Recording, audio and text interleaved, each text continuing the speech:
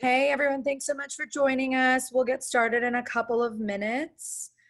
Just as a reminder, the chat is disabled, but if you have a question for the panelists, at the bottom there is a Q&A button with two little chat bubbles in it.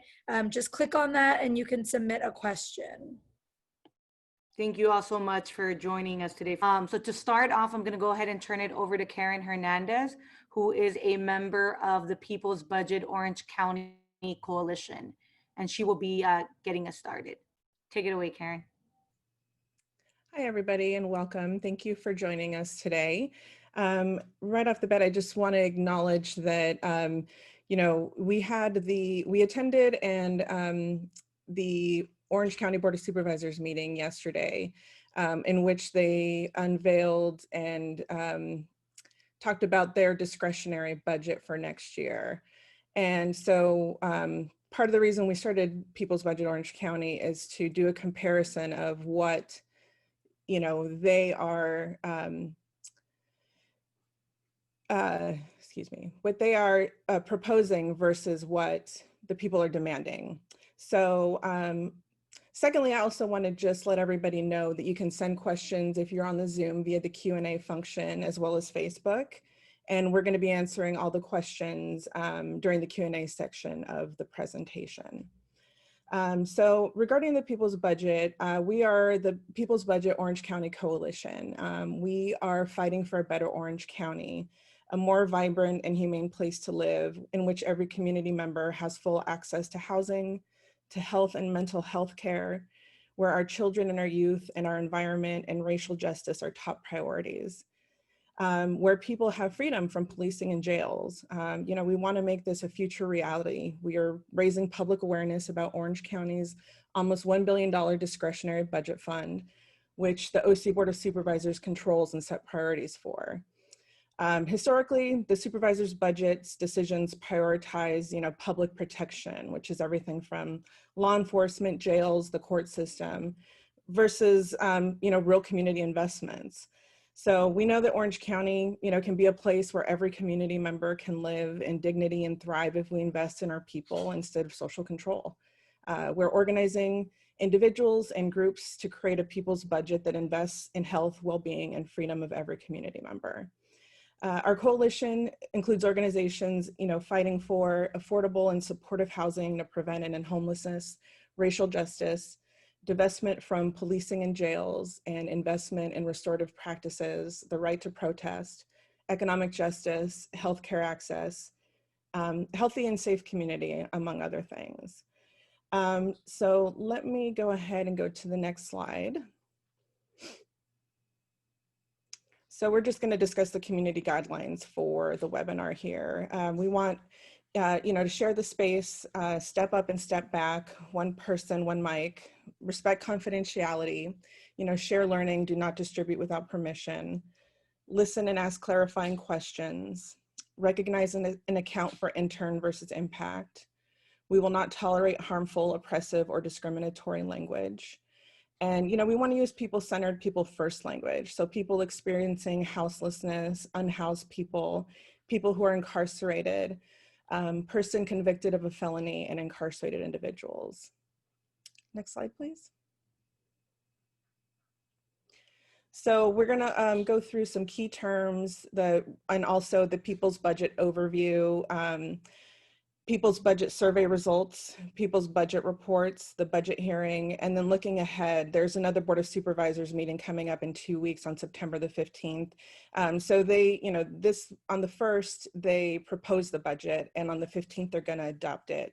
However, that doesn't mean this is the end of the matter. Once it's adopted, it's not final. So there will be modifications throughout the year, which is really important, and why we need to keep making our voices heard.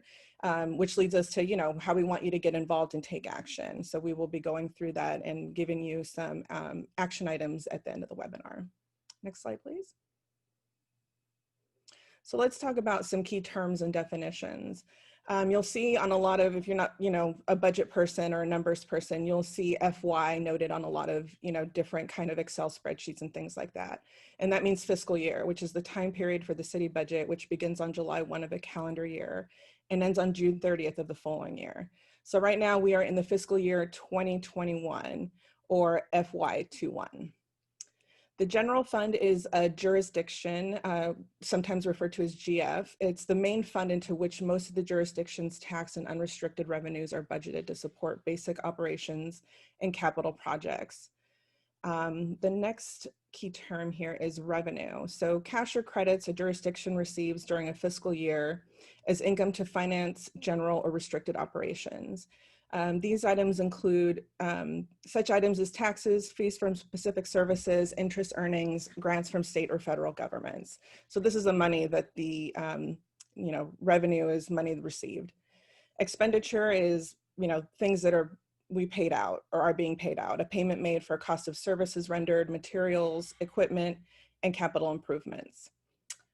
Net county costs or discretionary general funding is the amount contributed to the county general fund departments from discretionary revenues to fund the activities of a department. So the budget that we're looking at here is a discretionary budget, and the supervisors have complete control over this discretionary budget. And this is different from the general fund. So just want to point those two items out. Okay, next slide. And now I'll turn it over to Bree Zimmerman. All right, thank you so much, Karen. Hi, everyone. My name's Brianna, and I, excuse me, I apologize for my background. I couldn't figure out how to upload the People's Budget OC logo, so we're in my garage, but thank you, everyone, for joining today. Thank you to everyone who came out yesterday. It was really an amazing, inspiring, powerful day, and so thank you for that. And then I also just wanted to thank all of the organizations who have co-sponsored today's webinar and who have done taken all of the logistical steps to make this virtual space that I can't quite seem to figure out, but for making it possible so that we could all meet and join together today. So Karen gave an awesome overview of the People's Budget. I'm going to go a little bit more into detail. And quickly, the primary focus of today's webinar is really going to be hearing from the people who were at the Board of Supervisors meeting yesterday to just, unpack everything that happened. But before we get into what happened yesterday, we just wanted to give everyone a little bit more information about the People's Budget, who we are, what inspired us, and what we're hoping can happen.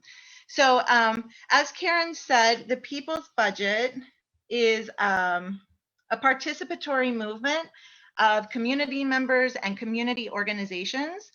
Right now, I believe we have 12 organizations who have joined the coalition, which is amazing.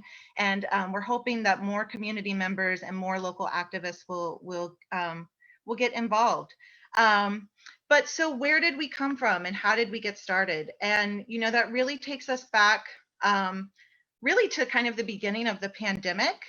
And around the time the pandemic started, a group of people from multiple organizations, the ones shown here on this slide, formed kind of an emergency coalition of sorts to really start to examine the county spending process and the decision-making process on what county funds are spent on. And we saw that the county budget is not at all transparent, that it is not focused on the people of Orange County, and that over the years, more and more people have become impacted and are continuing to be impacted in really harmful ways as a direct result of the choices that the people in power are making about how to spend our money. So Orange County projects itself as this really idyllic community, beautiful beaches, this laid back, affluent lifestyle with all of these amenities. But for many of the people who actually live here, their reality is something altogether different.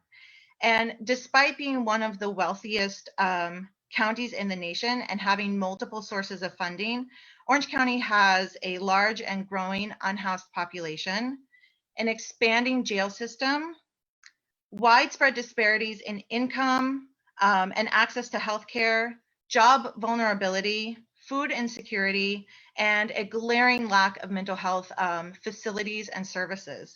And this has been the reality for people in Orange County for a number of years. So the things that, we just talked about, those aren't new. But this year we found ourselves in the midst of a global pandemic, and which increased the constant threat of really an economic disaster. It increased the reality of lives being threatened in every way imaginable. So at the end of May, about 2.5 months into the pandemic, again, a situation where healthcare workers, on the front lines didn't have access to masks. They didn't have access to personal protective equipment. They didn't have access to testing. There were these, shortages that we had never before, in my lifetime, seen in our country. But then at the end of May, we as a nation found ourselves bearing witness to the police murders of George Floyd and Deion Johnson, who were actually murdered on the same day, 2 different states. And that news came right on the heels of news of murders of Ahmaud Arbery and Breonna Taylor and a list of others. And in that moment, even in the midst of a global pandemic, there were renewed protests against police violence and nationwide calls for the public to really reimagine public safety, and to reimagine, what makes us safe, what makes us healthy, what makes communities thrive. And so we as a coalition realized that we needed to stop and really take a deeper look at what was happening right here in Orange County. And so we did. We had previously been aware of county overspending on the sheriff, but in that particular moment, we really found ourselves inspired by People's Budget LA, by People's Budget Nashville, by People's Budget Athens, and to see how people were using the budget process to really uplift the needs of their respective communities, to amplify the voices of people in those places, and to to start to change their communities for the better. So we were inspired to do the same, and we took a really deep dive into the Orange County budget. We found that Orange County has an almost $1 billion discretionary fund. So as Karen was explaining, about the fiscal year, we are going into the 2020-21 fiscal year. And the discretionary fund for the upcoming fiscal year is $890.1 million. And that fund comes directly from our tax dollars. But we don't control that money. The Board of Supervisors controls every single cent of that fund. And they, down to the penny, they can choose how to spend that money. They can choose to not spend it. They can choose to spend some of it. They can choose to spend all of it. And most importantly, they choose what to spend it on. And so we looked at what the Board of Supervisors was choosing to spend the discretionary budget on. I'm so sorry, I'm way behind on slides. Hold on, or maybe I'm not way behind on slides. Here I am, sorry, I got caught up. But so we looked at the Board of Supervisors and what they were choosing to spend the discretionary budget on. And we found that that the County Board of Supervisors repeatedly chooses to overfund what they refer to as public protection.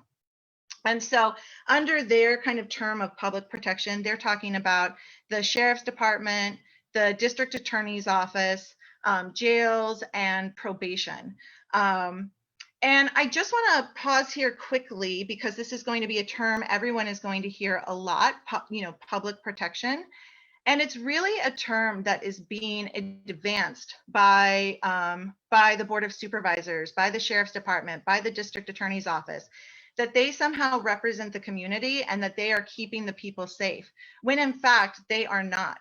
And so I want to urge you not to accept that narrative and not to just accept the terms that they are advancing, and to really be to think about maybe what you want to call it. We've been calling it social control because the Sheriff's Department and the DAs and the jails seem to be forms of social control to us, but maybe there's something different that you would like to call it. But we found that they are spending more than half of the discretionary budget funding on forms of social control rather than investing in areas that actually protect communities and keep people safe and healthy. So you can see here, and I'm just going to tell people all of this information, these charts and graphs are also on our website, peoplesbudgetoc.org, if you want to take more of a look. But you can see here quickly that the red line on this chart is spending for the Sheriff's Department, and there has been a 151% increase since the 2008-2009 fiscal year. Whereas when you look at the healthcare agency, there's actually been a 19% decrease in spending since the 2008-2009 fiscal year. And spending in social services is only a 24% increase. And then these yellow charts are also on our website and really break down how they're spending. And I would just highlight for you that last year, more than 56% of the discretionary budget went to, again, what they're calling public protection. So, you know, we see these discrepancies in spending, and, you know, importantly, we also found a real lack of transparency. The county budget process is supposed to be a one-year-long ongoing process that the public is supposed to be able to participate in. And they're supposed to have various opportunities throughout the year to participate in budget decision making and to submit input. But there's such a lack of transparency that people in Orange County have been prevented from participating in any meaningful way. And again, we saw that really yesterday, and I think people who attended the meeting will be able to speak to that. But so this lack of transparency has resulted in a significant disparity between what is being spent and what actually the needs of the public are. So we knew that we, as a county, have ample resources. We knew that the spending wasn't meeting the needs of the people in the county, and we wanted to hear what people's priorities were. So we created a survey, the People's Budget OC survey, where we asked community members to fill out how they would want the discretionary budget money spent. And survey participants' top priorities were public health, affordable and supportive housing to end and prevent homelessness, health and mental health programs, anti-racist education, community building and human relations, environmental conservation and climate change, investment in children and youth, and rent relief. And, you know, their lowest priorities were the Orange County DA's office, the Sheriff's Department, and jails. And I'm just going to, sorry, I'm not keeping up with the slides. So again, all of this information is on our website. We have a report that I'm going to be getting into in a moment with all this information in our website. But I wanted to skip forward to, we also asked people what, if anything, they would want to invest in. And people had beautiful responses. You know, education, mental health services, schools, open spaces, COVID testing, Indigenous people, jobs training, food security, diversion programs, human rights, all of the things that would make a community safe and healthy and thriving. These are the things that the people who took this survey said that they would want to see their money invested in. And we asked, what would you want money taken away from? And, you know, there was a resounding and a reply of taking it away from police departments, from law enforcement, from the jails, from the sheriff, from the things that typically make communities not safe. And so, you know, I would urge you to think, you know, if I had a magic wand and, you know, almost $1 billion for, you know, or like to spend on Orange County, what would I do and what would I change? And sky's the limit, you know, be creative. So, so using the results from the survey, we created a report that was presented to the Board of Supervisors yesterday, and that report can also be found on our website. Again, peoplesbudgetoc.org. And the report focuses just on the discretionary budget. We were not going into any of the other sources of funding. The discretionary budget represents 12% of the county's total $7.5 billion budget. But that discretionary budget is, again, totally controlled by the Board of Supervisors, and they do not have total control over the rest of the sources of funding for the rest of the budget. But this almost $1 billion, they do control and they do make choices about. And so that's what we were focusing on. And so when we look at what the Board of Supervisors is choosing to invest in, we can see what their priorities are. And, you know, their priorities should match up with the needs and the interests of the community and the people that they were elected to represent, and they do not. And I just want to highlight briefly that, you know, the Board of Supervisors, they are elected officials. They are supposed to serve and represent us. But when we look at the budget, you know, I used to think of a budget as just like a lot of pie charts and numbers and money. And, you know, in these last few months, I've really come to look at it as a moral contract, right? It is a moral contract between those in power and the people of the community, and the choices about where they're, you know, what they're spending money on. Those are not just, you know, choices about spending some dollars here and some dollars here there. Those are moral choices. And so, you know, they are moral choices that reflect what they value and what they don't value. And it's very clear right now. So we are a party to this contract, and we have the right to negotiate terms that work for us. Can I get a quick time check? I want everybody who spoke. 5 minutes? Okay. I want everybody who spoke at yesterday's meeting. I don't want to go over. Thank you, Patrick. So what does the Board of Supervisors prioritize? And we can look, you know, their recommended discretionary budget for this upcoming fiscal year recommends that of the $890.1 million, that $405.2 million of that be given to, again, what they're calling, you know, public protection. That's more, you know, that's a significant amount of that pot of money, right? And it's going to entities that don't keep our community safe. Their priorities don't match up with those of the people of Orange County. And we saw that through the results of the survey. We heard that yesterday at the Board of Supervisors meeting. The survey participants prioritized, you know, combined investment in community needs. And so we set out to create a people's budget. And to do so, we started with a budget in which all the funds were distributed equally across all of the categories that the people had prioritized in the survey responses. And then we weighted the allocations by the percentage of the survey participants who said each category was important or absolutely essential. And using that system, we were able to propose a people's budget that commits 9 times more to community investments than to forms of social control.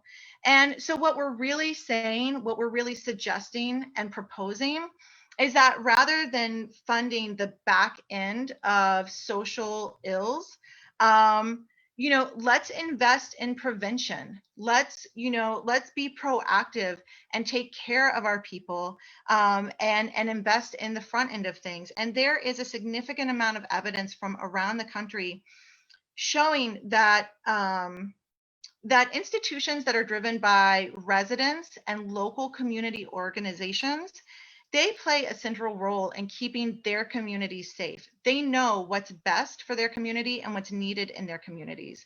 And as a nation, we've really only ever invested in police and prosecution and punishment. that's what we've invested in. And, you know, our hope with the people's budget is that this is a time to think differently, to think about how we might want to do things differently going forward, and to give some time and space and commitment, and to ask for resources for the community so that communities can flourish and thrive. And I think, let's see. I again got hung up on the slides. I'm sorry, everyone.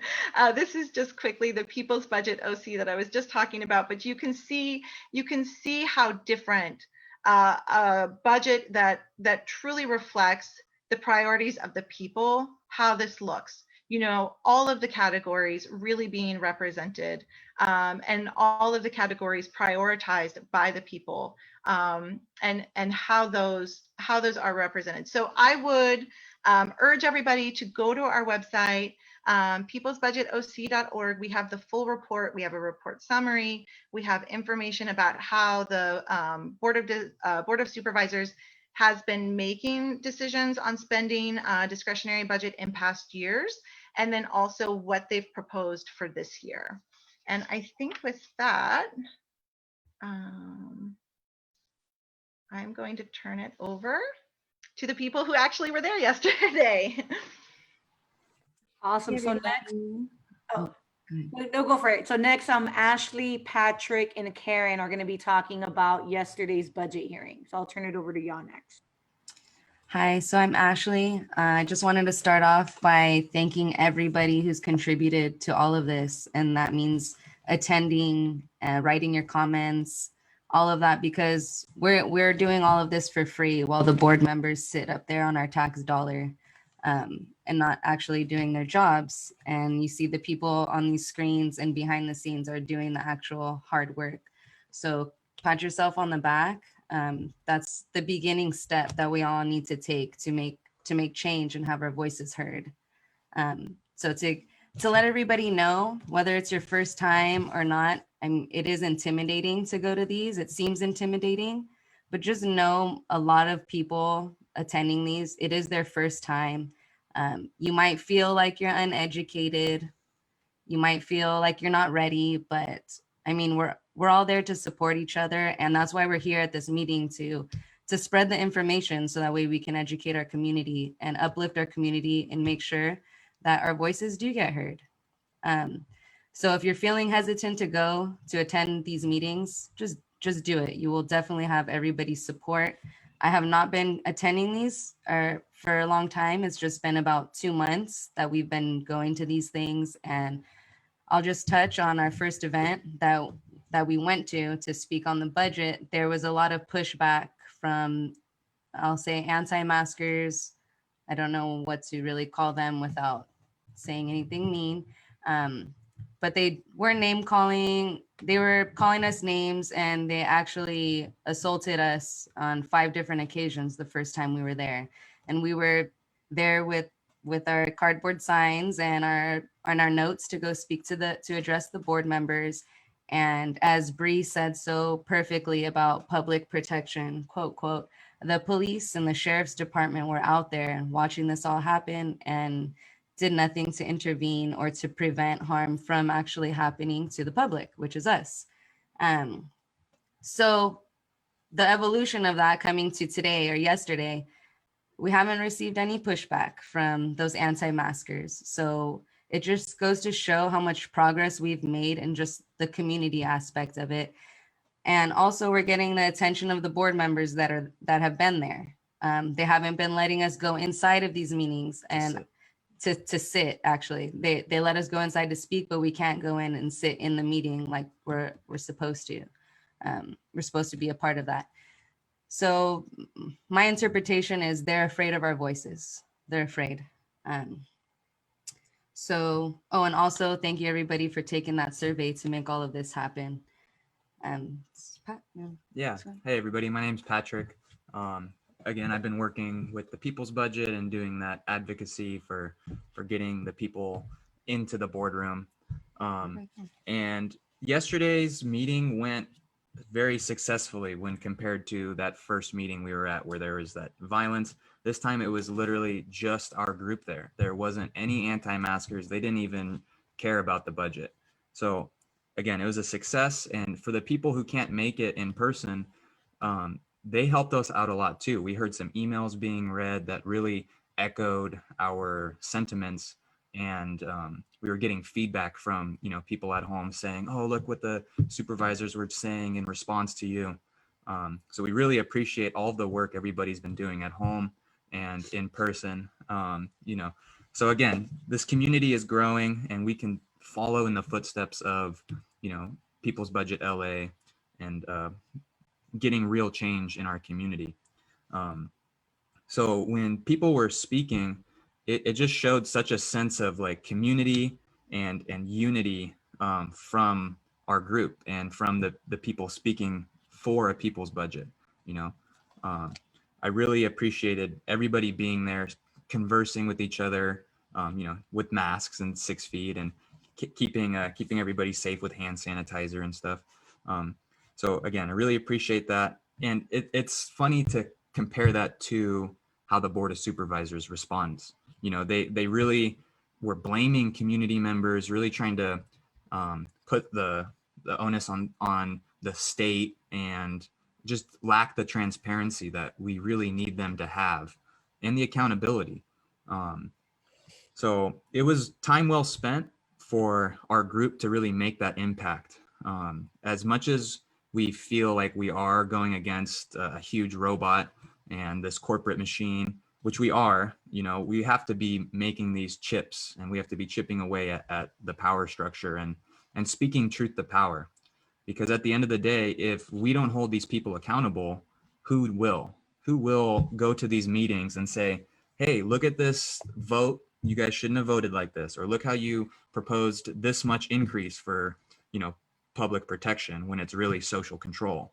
Because just like Ashley mentioned, the police did not stop any instances of violence. And furthermore, they supported the aggressors, right? So moving forward to September 15th, we're keeping that peaceful environment as an educational opportunity for people. We were talking with the anti-maskers, sharing information. It was just very unfortunate that it started off like that, but it's good to see the evolution to where it is now. And again, September 15th is going to be the approval of the budget, which we have to keep in mind that they are going to approve it as is, most likely, because they do have those, corporate donations and funding that they have to, or they don't have to, but they're feeling beholden to their donors. So again, we have to keep that positive mindset, but also with a realistic approach, because when they approve the budget on the 15th, that's not the end all be all. They have overrun fees and realignment processes that will allow them to change and cut from certain programs to fund different programs. So this budget advocacy is going to be a continual process come January, come November next year and 2022. All of these elections are really important to put the pressure on these politicians, because we've already seen that they don't want to listen to us. But if there's an election coming up and we're putting the pressure on them, they will have to listen to us. So it's all about, uniting the people and keeping that community engaged and positive, but also having those realistic, understandable, measurable, achievable goals that we can set and conquer. And like in LA, they had $200 million, I think, at least, taken from public protection, 150 million, taken from public protection and reinvested right back into community resources. That is a success, that we are really trying to emulate here in Orange County. And it's thanks to the hard work of, the people in the call, the people at home, watching, sending emails, supporting the organizations on the ground floor, because there are a lot of people who can't make it to this meeting due to, the threat of violence, the threat of COVID, their busy schedules. People are parents, people have to go to work. Luckily, my job has been not so luckily, but you know, I've lost a lot of hours because of the COVID situation. So I have the free time to go to these meetings. And again, you guys with the survey, continue to fill that out and continue to push for this change in Orange County, because you know, when we fight, we can win. So I really appreciate everybody. And now, Karen, you want to hop in? Sure. Hi again, Karen Hernandez. You know, everything that Patrick touched on, it is, you know, the Board of Supervisors in general, I think from the very beginning, didn't really handle the pandemic well, right? We saw a lack of leadership. We saw a lack of trust. You know, they talked about the anti-maskers, and I feel like a lot of that has to do with, you know, you see, I don't know if anybody else watches the Board of Supervisors meetings through Los Angeles, but they're broadcast on television. So you watch them and you see everybody with masks on. And then you go to the Orange County Board of Supervisors meeting and not a single supervisor has a mask on. And I just think that, you know, I don't feel very trusted. I don't feel that they are very trustworthy in the way, you know, they are handling, first of all, COVID, let alone a budget for the people. I mean, you know, we've been talking about, you know, making sure that there is transparency and that there's trust, and there just doesn't seem to be that. And that was something that all of these folks here that joined us yesterday and spoke out, you know, really voiced their outrage over, that we want to be represented. We want to have our voices heard, just like, you know, the antagonizers, the anti-maskers that come. It was a small group of them. I mean, you know, they come in a small number, but I don't think they represent all of Orange County, because most of my friends, many people of color, many people from every walks of life wear masks, are worried about their health, are worried about the future of our government, about the future of our, you know, about our future of Orange County. So, you know, there were personal messages that were shared that were just so powerful. And, you know, it's really wonderful to see this group of people give their voices and share, you know, a you can attitude towards the Board of Supervisors, because they can and they should. We pay them, we pay their salaries, you know, everything that they do should be for the people. And right now we do feel that they have, you know, they have skewed priorities, and we want to make them aware that they need to change those. And, you know, they have the opportunity now. We want things to be different. And so I'm just so proud of the work that everybody's doing and everybody's participating. It's just been a wonderful thing. And again, just want to reiterate, you know, if you have questions, please drop them in the Q&A, and please visit the website, peoplesbudgetoc.org. And I think from there, we've been showing some slides. Bri, I don't know if you want to go back. So this was the folks that all showed up yesterday and gave powerful messages. You know, we gave comment kind of during part 3 of the budget hearing. And so not everybody got to speak initially. So, you know, the Sheriff Barnes got to come in at one point and try and contest some of the things, the opinions and the things that we feel were, this guy right here on the right, you know, we're discussing, because they don't like it when you point things out that they're not doing well for you. You know, they think they're doing a phenomenal job. And, you know, there've been many articles and discoveries. The Voice of OC, if you want to visit their website and just Google Don Barnes, Sheriff's Department, Orange County, Don Spitzer, this DA here, and you will see the endless amount of stories that come up where there is a lack of transparency, there is a lack of trust. And, you know, we want to work with them to change this. Like, we don't want to have to fear our government, fear law enforcement. We want to have it be a community impact where everybody flourishes, including them. They should be helping us, right? And so, yeah, I'm really excited. September 15th, they're going to be adopting the budget, and you know, we're going to keep fighting. We're going to keep making our voices heard. We're going to keep moving forward. Thank you so much, Karen, Ashley, Patrick, and Bree. Next, several folks have been dropping their questions in the Q&A box. So we're going to try to answer as many questions as possible. We have 10 minutes allotted to this section. So apologies in advance if we are unable to get to your question. we will talk internally about potentially responding to questions and sending them out to everyone that has signed up for updates on our website.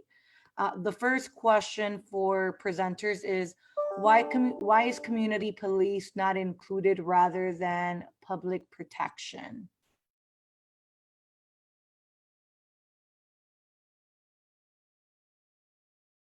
Is there anyone that would like to take that question on? I'm sorry, Daisy, can you reread the question one more time? Why is community police not included rather than public protection? So I think I understand. I just want to make sure. So Orange County has the Orange County Sheriff's Department, and that the Sheriff's Department is funded by the Orange County budget. But then Orange County is kind of a little confusing, because then there are all of these local cities and local municipalities. Some have their own police departments or entities, and in fact, I'll just note this. Orange County is home to Santa Ana and Anaheim police departments that are not funded by the Orange County budget. So I want to be, crystal clear on that. But they are among two of the most violent police departments in the nation, and they're here in Orange County. But so there are a lot of police entities within Orange County that are not funded by the county budget. And I hope that answers the question. Thank you, Bree. Next, we have someone giving a comment. The presenters of the budget yesterday were amazing. And then the question is, how do we get the BOS to actually listen and take action?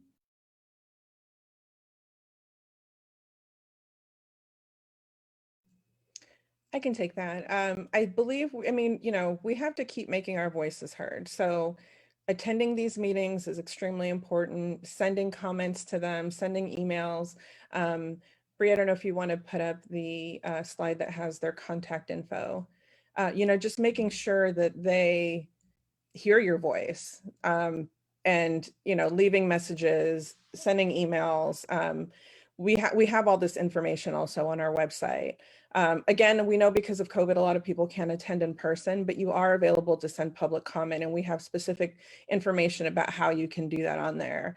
And, we're going to be moving forward with, making sure our voices get heard as much as possible. And I think, attending the meetings is a really important part of that, and participating in the process of this to make them hear us is what will work. Go ahead, Bree.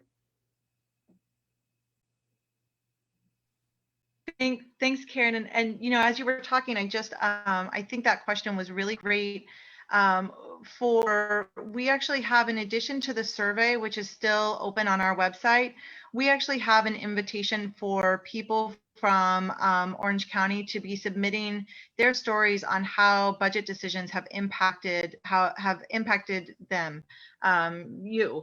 And so you can, there are instructions on our website, but you can, it can be really in any format you're comfortable with. You can leave your name, not leave your name. It could be a written story. It could be a photograph with you holding a sign of a word of something that's important to you. But if this resonates with you, and you've been impacted by budget decisions, by those in power not investing in what is needed in your community, then please share that with us. And there's space to do that through our website. So you could take the survey, and you could also submit your story. And those stories, part of what made yesterday so powerful, when you have person after person coming up and standing in front of this group of people in power, but they're not just arguing with them, they're telling them their actual lived experience, and and how these decisions that seem like they're just about money, how those have actually impacted their life.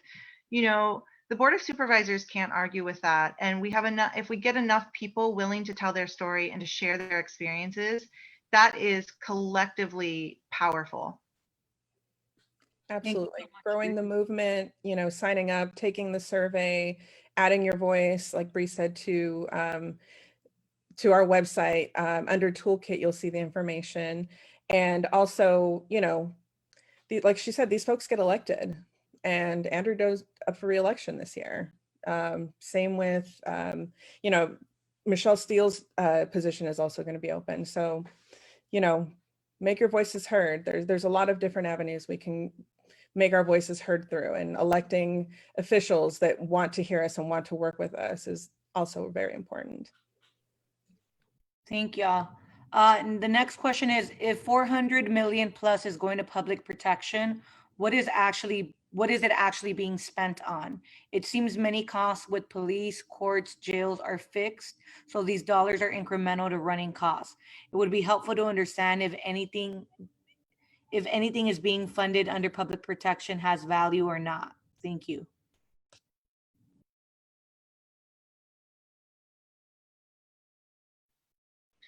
In response to that question, and I just want to back up and make sure, I don't think I expressed this earlier. The sheriff's department, the district attorney's office, jails, trial courts, probation, they're all getting funded under the regular county budget. Any funding coming from the discretionary budget is on top of funds already directed to those agencies and entities on top of what they're already getting in the budget. So, when you ask about, well, what's this money from the discretionary budget funding? It's largely funding bonuses, perks. Yesterday, the Board of Supervisors made a big deal of saying, well, we don't have, Sacramento's not giving us money. We don't have dollars to, Michelle Steele kept saying, we don't have dollars to fund functions. We don't have dollars to fund functions. And, meanwhile, when you look at the line items in the actual county budget and you see what's being funded by the county budget, and you see that there are clothing allowances and there are membership allowances and there are all of these, when you start to go line by line and you see what they're spending money on, and then you look and you see, well, they're taking this discretionary source of funding that they control and they're adding that on top. It's perk after perk, it's benefit after benefit. Sheriff's deputies make, I believe, twice what, county social workers make, and then get all of these added benefits on top of it. And, there's plenty of money there to be able to invest in other areas as well. Thank you. The next question is, who are the biggest donors to the Board of Supervisors? I understand the Sheriff's Union gives huge amount of money. And Doe is up for re-election, right? Yeah, I think one of the biggest funders of these board members is the POA, the police union, that has a vested interest in keeping the board members, on their payroll. And again, I think just because, we I don't want to go off too much, but it is a lot of the POA and the police union. Thanks, Patrick. The next question is, where are we on putting together working groups for specific budget items? Challenging the police unions and other pro-lobbyists will take quite a broad movement. Voting locally.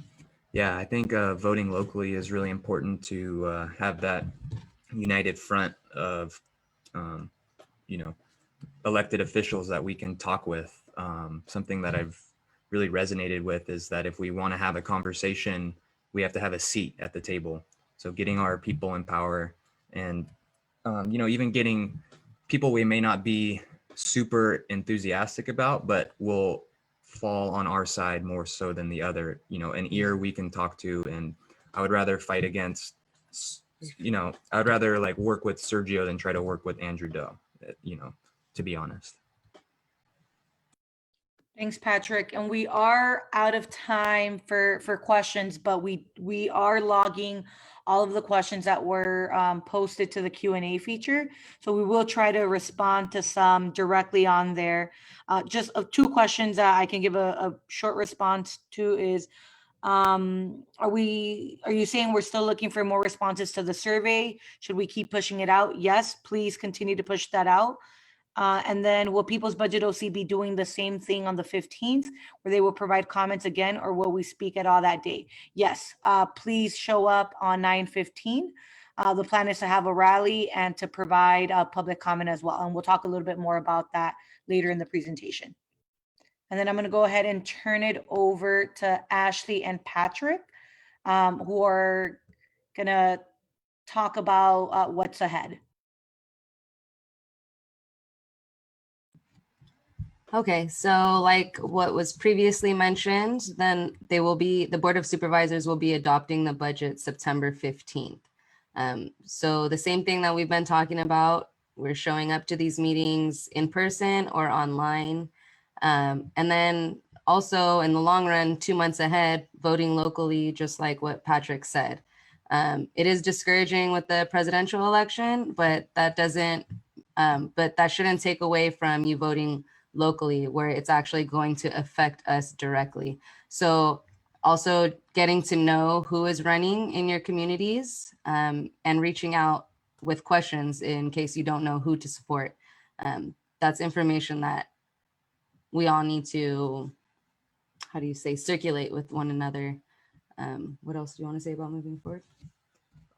Yeah, so for that September 15th meeting, again, if you can't make it in person, please send emails to response@ocgov.com. There's a convenient Linktree, Linktree/protestca.emails, and we'll be able to populate those with like mail to links. Yeah, just right here on the screen. So if you're on your cell phone, you pretty much go to that link. So that's one click, and then you can click, email Michelle Steele. Boom, it's going to automatically populate an email template that you just fill out ad lib style. So that's a big way to represent from home, being there in person, and again, spreading the awareness that Orange County desperately needs about this meeting. Yes, we are the richest county in the country. There's no reason 1 in 4 kids should be going hungry. So just among a bunch of other things like Bree and everybody was talking about. Oh, Yeah, and just moving forward, again, it's not going to end on the September 15th meeting because it's going to have to be fighting those realignment and those changes to the budget that they're going to make in January, that they're going to make every quarter, where they just last year we saw them cut, I think it was 40% from healthcare services to put right back into the public protection fund. During a global pandemic, that just seems like the complete opposite priority these board members should be having. But then again, if you dive into the funding, it kind of makes sense of why they're supporting these institutions instead of trying to invest in alternatives to incarceration or trying to listen to, reformists and abolitionists about their opinions. They're doubling down. August 11th was Cop Appreciation Day that they voted on the week before. So we just have to keep putting these people in check and put our people in power going forward. So again, Sergio is running against Andrew Doe, and we need to do everything we can to get Andrew Doe out. and Michelle Steele. They're probably the 2 worst ones in there right now. Yeah, she's trying to run against Harley Ruda for Congress. So. And letting them know in your public comment too of everything that we're all aware of, because they think we're just dumb and we're there to be angry and just give our opinions, our factless opinions, but in fact they're not. So Thank you all. And then if we can go to slide 30. And then one quick thing that I do want to mention is there are several members of the coalition that are C3 organizations. So we cannot endorse or oppose candidates, but we definitely want to make information about what's happening readily available to all community members so that come election time, you all can make informed decisions when you're casting your ballot. So to kind of wrap things up, for folks that want to get involved, want to stay plugged in, you can follow us on Twitter, Instagram, and Facebook at People's Budget OC on all platforms. And then we do want to ask everyone, if we can go to slide 31. We do want to ask everyone to please contact your supervisors in advance of the 9:15 meeting and urge them to adopt the people's budget, or at the very least incorporate elements of the people's budget Orange County. On this slide, you can see contact information for all 5 supervisors, including emails and phone numbers. We highly encourage you all to send emails and to contact them directly. Next slide. If folks need sample language, I know Patrick earlier mentioned the Linktree, so definitely utilize that. It makes it incredibly easy to send emails, but you all can also leverage the sample language if you all were to contact them directly. And I believe that we will be making the slides available to all attendees. So just keep an eye out for that in the coming days. Next slide. We are also asking you all to please contact command staff of the Orange County Sheriff's Department and urge them to release their financial records and a copy of their contract with the county. And then we also want to push them to cancel the expansion of the James A. Music Facility. And on this slide, you can see contact information for several command staff members, including Sheriff Coroner Don Barnes. And there's also a number that you all can call. Next slide. Here again is just the link tree. So Linktree Protest California email. So again, you all will have access to this later. And also, I would highly encourage you all to not only follow People's Budget OC on social media, but also OC No Justice, No Peace, and all of the other coalition organizations, all of the other organizations and groups that are a part of the coalition. Next slide. You can visit us at peoplesbudgetoc.org. That's our website. There's also information about how else you all can take action. We do have a storytelling project where we are encouraging community members to submit either artwork, testimonials, whatever it is that you want to share your story as a resident and community member in Orange County, because we definitely want to leverage how the spending decisions of the Board of Supervisors are impacting the daily lives of everyone in our community. And then if you want to reach out to us directly, our email address is peoplesbudgetoc@gmail.com. Next slide.